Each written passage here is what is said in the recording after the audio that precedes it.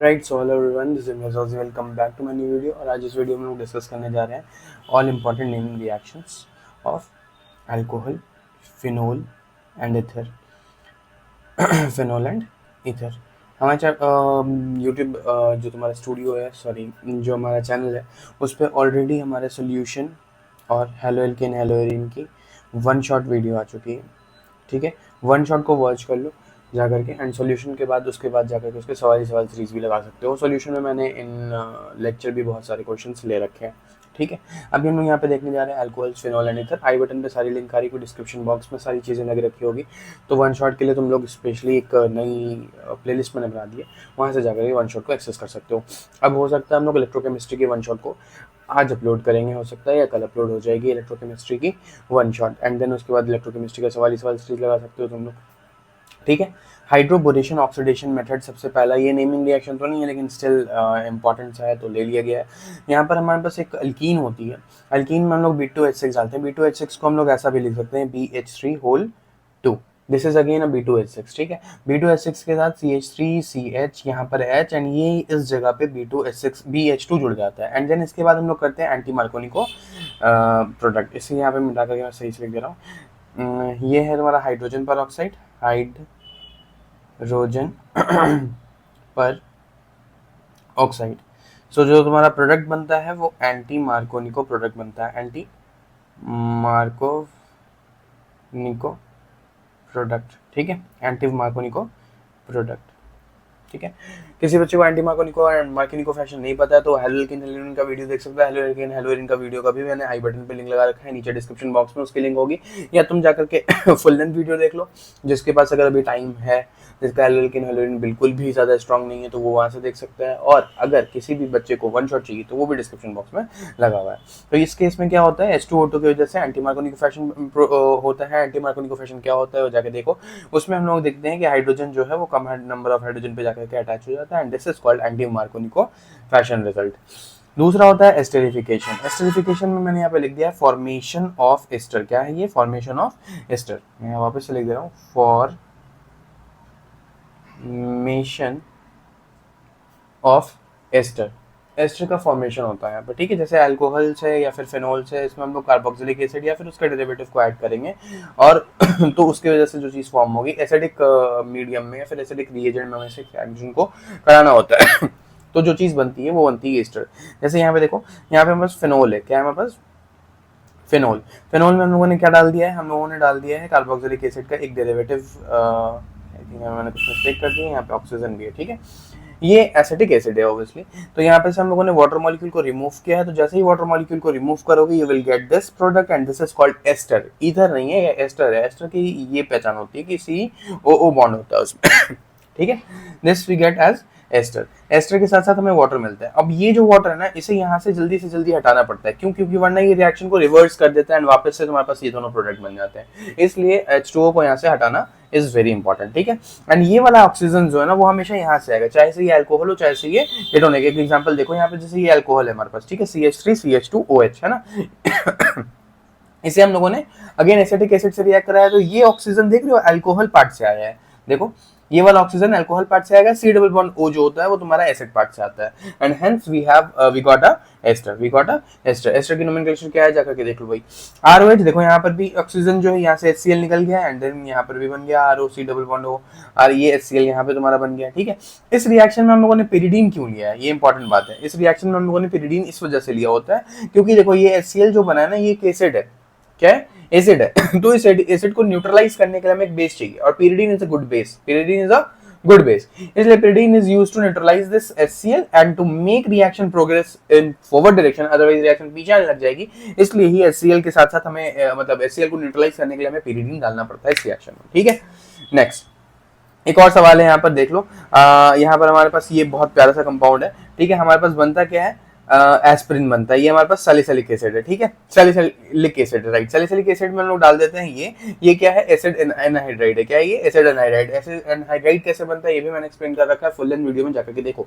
ठीक है, यहाँ पे full length video, full length की चीजें एक्सप्लेन नहीं की जा सकती है क्योंकि वरना वीडियो लॉन्ग हो जाएगा। मैंने 10 मिनट में सारी नेमिंग रिएक्शन करानी होती है अल्कोहल की। हम लोगों ने हेलोजन में भी यही किया था, यहाँ भी यही करेंगे। ठीक है, द पॉइंट इज दैट कि अगर सारी नेमिंग रिएक्शंस में मैं एक्सप्लेनेशन देने लगूँ उसके मैकेनिज्म का तो वो फिर वीडियो लेंथी हो जाएगी and which is quite difficult for me, ठीक है।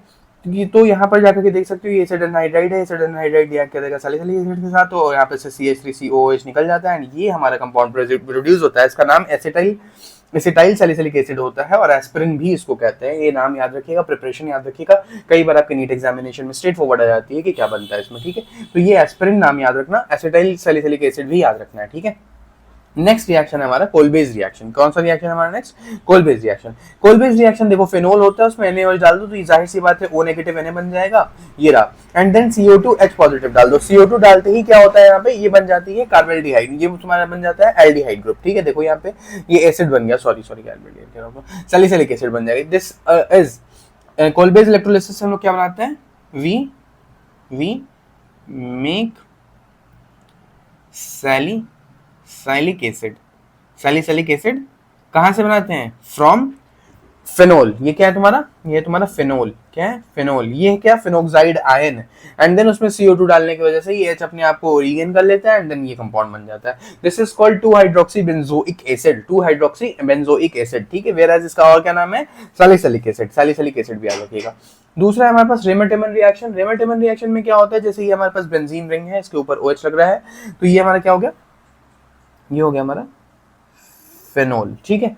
फेनोल में हम लोग क्या करते होते हैं, फेनोल में हम लोग CHCl3 NaO के साथ NaOH के साथ डालते हैं, ठीक है, जिसकी वजह से यहाँ पे OH छूट गया, ये रहा, NaOH के साथ डालते हैं, जिसकी वजह से क्या होता है, यहाँ पर हमारे पास एक कंपाउंड बनता है जिसका नाम होता है सैलिसैल्डिहाइड, ठीक है। फेनोल में हम लोग CHCl3 NaOH के साथ डालते हैं तो हमारे पास एक इंटरमीडिएट बन करके तैयार होता है। क्या तैयार होता है, इंटरमीडिएट, ये रहा इंटरमीडिएट। इसके अंदर में NaOH डाल दो, it will form this. And ये कंपाउंड, जिस भी कंपाउंड के ऊपर में, जिस भी कार्बन पे 2 OH ग्रुप लगा होता है विच इज हाईली अनस्टेबल, सो यहाँ पे से एक H2O मॉलिक्यूल हट जाएगा, जिसकी वजह से ये कंपाउंड तैयार होता है सैलिसैल्डिहाइड।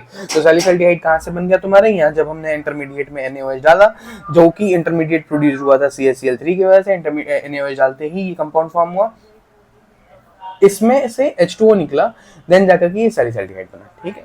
Next Williamson synthesis. Williamson synthesis में क्या होता है, alkyl halide plus sodium alkoxide will give you ether. Alkyl halide plus sodium alkoxide gives you ether. जैसे यहाँ पे पास हमारे पास अल्काइल हैलाइड है, ये रहा हमारे पास सोडियम एल्कोक्साइड, क्या है ये हमारा सोडियम एल्कोक्साइड। कौन सा एल्कोक्साइड है वो तुम यहाँ से देख सकते हो, ये सब लगे हुए हैं। तो यहाँ पे हमारे पास ROR- बनता है, ठीक है। ये क्या है तुम्हारा, ये विलियमसन सिंथेसिस है। इससे क्या प्रोड्यूस करते हो, ईथर, ईथर प्रोड्यूस होता है, ठीक है, ईस्टर नहीं।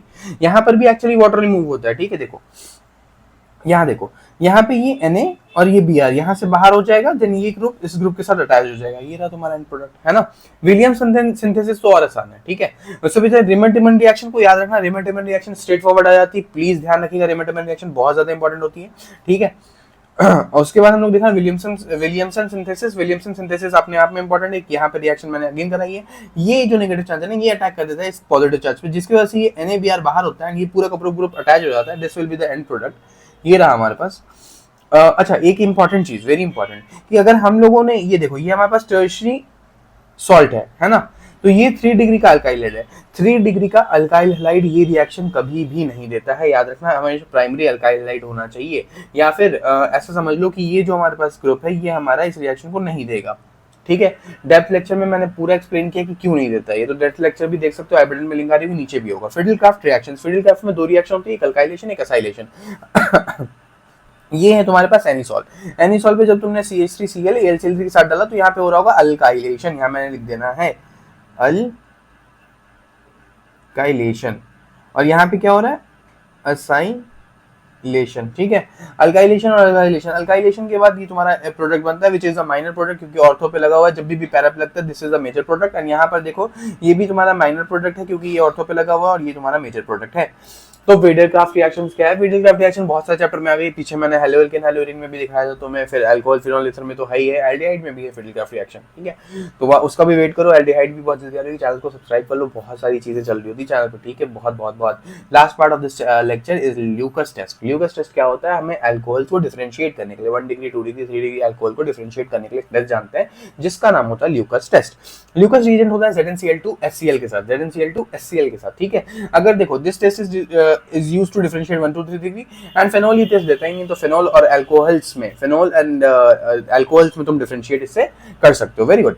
आज देखो ये 1 डिग्री का अल्कोहल रिएक्ट करता है टर्बिडिटी के साथ 30 मिनट्स में। तुम ऐसे याद रख सकते हो कि 1 डिग्री वाला जो अल्कोहल होता है वो मोस्टली नॉन रिएक्टिव होता है towards Lucas reagent, whereas tertiary वाला बहुत भयंकर रिएक्टिव होता है, क्योंकि ये तुरंत में ही टर्बिडिटी दे देता है। तुरंत में टर्बिडिटी से क्या समझ में आया? टर्बिडिटी से ये समझ में आ रहा है कि ये रिएक्शन हो गई है, ठीक है। Whereas in case of 1 degree turbidity बहुत देर में आती है, इससे ये समझ में आता है कि अल्कोहल रिएक्ट नहीं कर रहा है उसके साथ में, ठीक है। एंड जो 2 डिग्री होता है वो मिनिमम होता है, देखो 5 मिनट 6 मिनट में मिल जाती है, ठीक है।